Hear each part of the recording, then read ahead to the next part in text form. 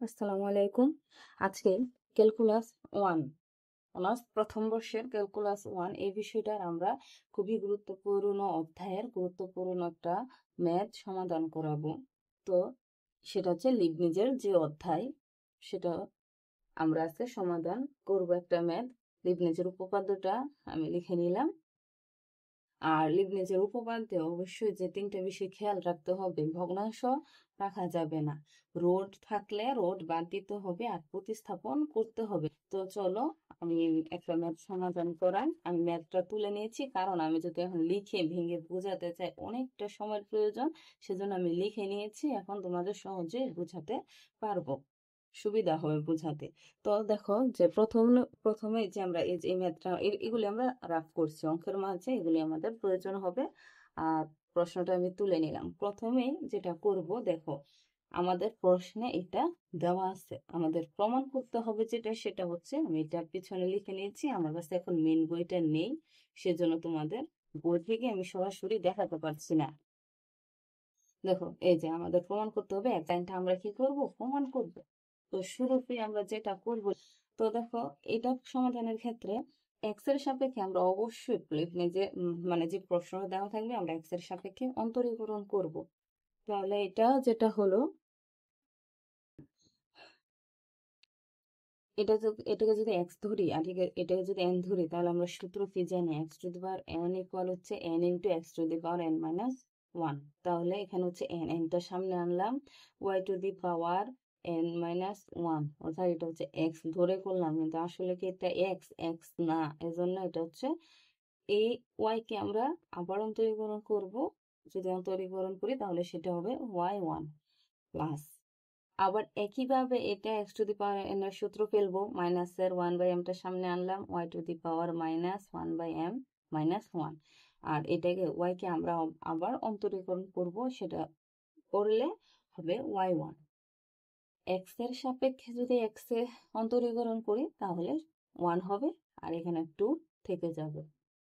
এখন দেখো আমরা যদি ওয়ান বাই এমটা ঠিক রাখলাম, Y to the power one by M আর Y to the power minus one, Y to the power আমরা জানি X to the power minus one equal কি ওয়ান বাই এক্স, তাহলে ঠিকই সেই একইভাবে Y to the power minus one equal হচ্ছে one by Y, আর হচ্ছে ওয়াই ওয়ান ঠিক রাখলাম। ঠিক একইভাবে এটাও করলাম, আর এখানে টু ঠিক রাখলাম। এখন দেখো এখান থেকে ওয়ান বাই এম কমন যায়, আর এখানে ওয়ান বাই ওয়াই আর হচ্ছে ওয়াই ওয়ান কমন যায়, কারণ দুইটাতেই দেখো যে এখানে ওয়ান বাই এম আছে, ওয়ান বাই ওয়াই আছে, ওয়াই ওয়ান আছে। এটা তো একইভাবে এই তিনটা আছে, কমন আছে, সেজন্য তিনটেই কমন নিলাম। থাকবে ব্র্যাকেটের ভিতর থাকবে কোনটা? Y to the power one by M minus Y to the power minus one by M দিয়ে দিলাম। এখন দেখো যে এটা আমরা প্রথমে কি বলছি যে এখানে কোনো ভগ্নাংশ থাকা যাবে না। তো ভগ্নাংশ না থাকার জন্য আমরা যেটা করবো, এম ওয়াইটা গুণ আকারে আসতে আমরা ওই পাশে নিলে হবে, সরি এখানে হচ্ছে ভাগ আকারে আছে, ওই পাশে নিলে হবে গুণ আকার। তাহলে এম ওয়াইটা ওই পাশে নিলাম, টু এম ওয়াই। এখন আমরা কি করব, বর্গ করব। বর্গ কেন করব? কারণ আমাদের প্রশ্নে যেটা প্রমাণ করতে চাইছে সেটার মধ্যে এক্স স্কোয়ার আছে, এম স্কোয়ার আছে, আমরা যদি স্কোয়ার আনতে চাই অবশ্যই আমাদের এখানে বর্গ করা লাগবে। তো সেজন্য এটা যদি এ ধরি, এটা যদি বি ধরি, এ মাইনাস বি হোল স্কোয়ারের সূত্রফল। তাহলে এ মাইনাস বি হোল স্কোয়ারের সূত্র কি? A plus B whole square minus four A B. আর এখানে হচ্ছে ওয়াই ওয়ান এর উপর স্কোয়ার, টু এর উপর স্কোয়ার, এম এর উপর স্কোয়ার, ওয়াই এর উপর স্কোয়ার। এখন যেটা করবো, দেখো এটার মান কিন্তু আমাদের দেওয়া আছে এই যে প্রশ্নে টু এক্স, সেজন্য টু এক্স লিখে নিলাম। এটাই কাটা যাবে, কারণ দেখো Y to the power minus one by M মানে কি one by Y to the power one by M, এটা আছে। সেজন্য আমরা কি করব, যে আমরা এটা কাটা দিতে পারি। তোমরা চাইলে এখানে এই যে এটা ভেঙে এটা এখানে দেখাতে পারো, আমি দেখাই নাই আর কি। এখন দেখো আমরা কি করলাম, এই যে টুয়েলভ স্কোয়ার মানে কি ফোর, আমরা সবগুলির উপর স্কোয়ার ভেঙে ভেঙে দিয়ে দিলাম। এখন এখান থেকে ফোরটা কমন নিলাম, আর এখানে ফোর আছে, তো সেজন্য এই ফোর কি হবে, কাটা যাবে, তাহলে এটা থাকবে। এখন দেখো আবার আমরা কি করব, এই লাইনটাকে অন্তরীকরণ করব। কেন অন্তরীকরণ করব? কারণ আমাদের প্রশ্নে একবার দেখায় যে প্রশ্নে কি আছে, n+2 আছে। যদি এই যে 2 থাকে, 2 থাকলে আমরা দুইবার অন্তরীকরণ করব। সেজন্য আমরা এই লেখাটাকে আবার এখানে দুইবার অন্তরীকরণ করব। এটাকে যদি ইউ ধরি, এটাকে যদি ভি ধরি, ইউ এটাকে স্থির রাখলাম, ভি কে যদি অন্তরীকরণ করি 2y1, কিন্তু আমরা এখানে কি করছি, এক্স ধরে আমরা সূত্র পেলাম, তো আসলে কি এটা এক্স না, সেজন্য y1 কে আবার অন্তরীকরণ করব, তাহলে সেটা হবে y2 প্লাস সূত্রের প্লাস। আবার এখানে কি করব, y1 হোল স্কয়ার কে ঠিক রাখবো, অন্তরীকরণ করব কাকে, একে, তাহলে x স্কয়ার কে যদি অন্তরীকরণ করি 2x হবে, 1 কে আমরা অন্তরীকরণ করলে 0 হবে। এখানে দেখো m স্কয়ার ঠিক থাকবে, y স্কয়ার 2y, আমরা এখানে কি করলাম, x ধরে অন্তরীকরণ করলাম, কিন্তু এটা কি এক্স না, সেজন্য y কে যদি আবার অন্তরীকরণ করি y1 হবে। এখন দেখো আমরা এখান থেকে 2y1 2y1 2y1 আমরা কি করি, ভাগ দিতে পারি, ভাগ দিলে আমাদের যেগুলো থাকবে ওইগুলো লিখে নিলাম। এখন আমরা যেটা করব, দুইবার অন্তরীকরণ করার পর আমরা লিবনিজের উপপাদ্যটা প্রয়োগ করব। দেখো আমি এই যে লেখাটা ওই পাশে লিখে নিলাম, আর মাইনাস দিয়ে সবগুলিকে এক পাশে এনে ওই পাশে 0 দিয়ে দিলাম।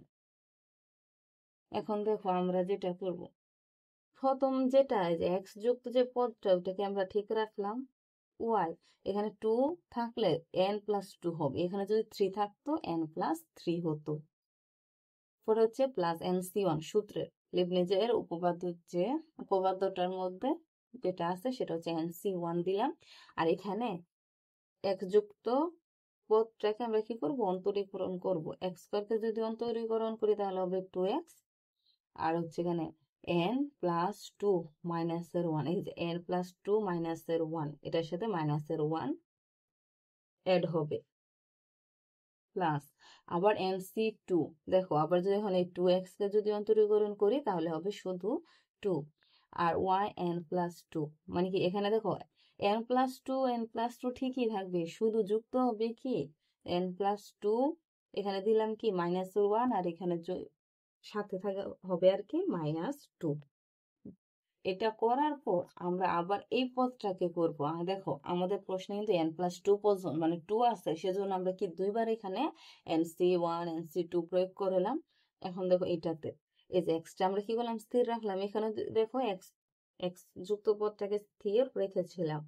এখানে দেখো n+1, এখানে যা থাকবে তার সাথে n+ দিয়ে ওই সংখ্যাটা আমরা লিখবো, প্লাস NC1 y, এই যে এখানে n+1 এর সাথে -1, আর এখানে ছিল কি n+2, এটার সাথে -1 মাইনাস। এখানে আমরা NC2 আর লিখবো না, কেন, কারণ আমাদের এখানে 1 আছে, এখানে 2 ছিল বিধায় আমরা NC2 পর্যন্ত নিয়েছিলাম, এখানে 1 আছে, আমরা NC1 পর্যন্তই নিব, মাইনাস m স্কয়ার ঠিক থাকবে, এখানে y আছে, শুধু y থাকলে এটার সাথে শুধু nটা অ্যাড হবে। এখন আমরা কি করলাম, দেখো যে n+2, এই যে +2 -1, এটা আমরা কি করব, n প্লাস মানে 2 থেকে কি -1 চলে গেলে আমরা 1 লিখে দিব।